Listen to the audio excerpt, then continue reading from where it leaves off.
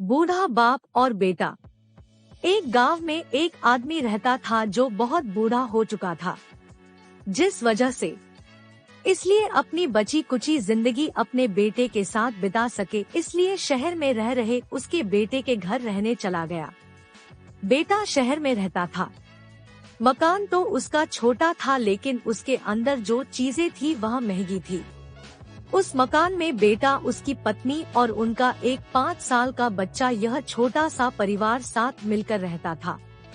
बूढ़े पिता के आने से उनके परिवार का एक सदस्य और बढ़ गया।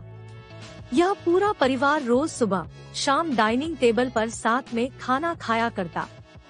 बूढ़ा पिता अपनी कमजोरी के चलते हमेशा खाने की चीजें नीचे गिराता रहता और कई बार कांच के बर्तन भी टूट जाया करते थे। कुछ दिनों तक तो बहू और बेटे ने यह सब सहन किया, लेकिन बाद में वे दोनों बूढ़े की ऐसी हरकतों से चिढ़ने लगे।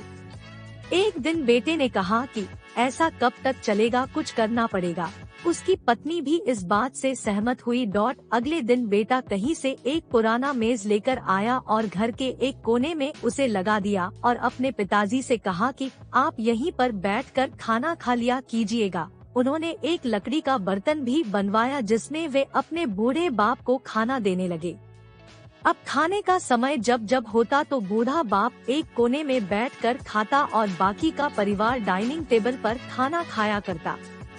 बूढ़े का पोता भी यह नजारा हमेशा देखता और वह अपने में ही खोया रहता।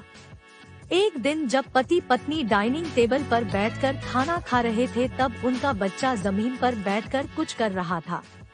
उन दोनों ने बच्चे के हाथ में लकड़ी का टुकड़ा देखा, लेकिन उन्हें कुछ समझ में नहीं आया कि बच्चा लकड़ी के टुकड़े के साथ क्या कर रहा है।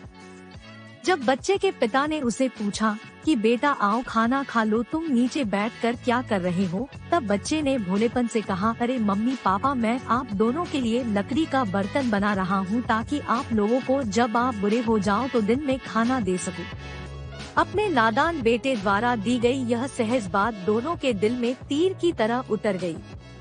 दोनों एक दूसरे का चेहरा निहारने लगे।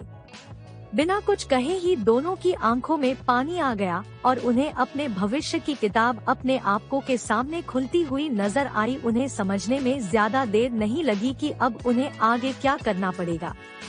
अगले दिन कमरे के कोने से वह पुराना मेज हट गया और अब बूढ़ा पिता और बाकी का परिवार साथ में मिलकर फिर से खाना खाने लगे। बूढ़े की कमजोरी की वजह से हो रही गलतियां भी अब किसी को नहीं चिढ़ाती थी। दोस्तों, यह कहानी हमें बताती है अपने बड़े बूढ़ों का हमेशा ख्याल रखना चाहिए और हमें हमारे माता पिता और बुजुर्गों के साथ वैसा ही व्यवहार करना चाहिए जैसा हम चाहते हैं कि हमारे बूढ़े होने के बाद हमारे बच्चे हमारे साथ करें।